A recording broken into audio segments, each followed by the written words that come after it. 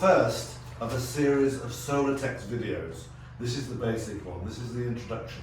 My name is Stuart, I'm a professor of environmental issues, I know a great deal about climate change, and I'm learning a great deal more about how solar power can be one of the great solvers of the problems of climate change.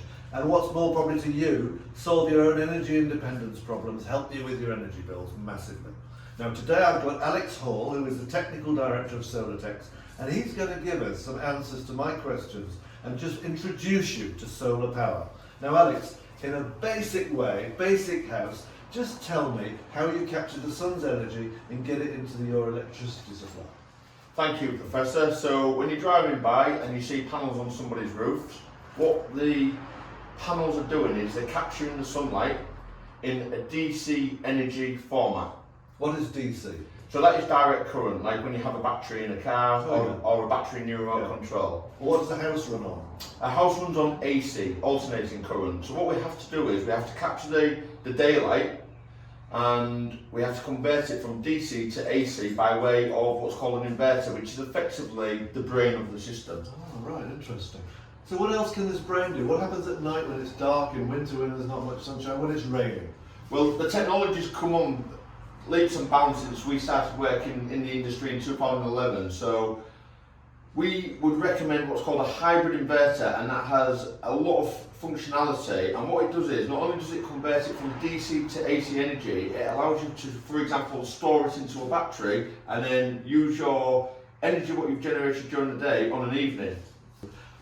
What else is happening in the world of solar power? Are there more complex ways of doing this?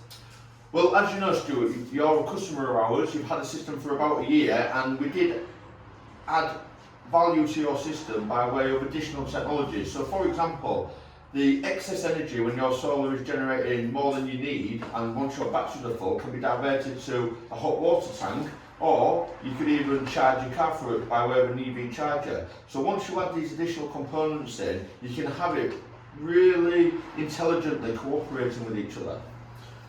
I also want to tell you there are many more complex technologies coming on stream. For instance, you don't have to have a brain for your system. Some of the panels now have inverters inside them which can do the work for you. They apply to different types of houses to mine, but they do apply to some houses that might well want this power. And in future videos, we'll have Alex explaining about more of these technologies. He's a man that's been roaming around. He's been recently to a big solar fair in Munich. Tell us a bit about what you learned in Munich, Alex.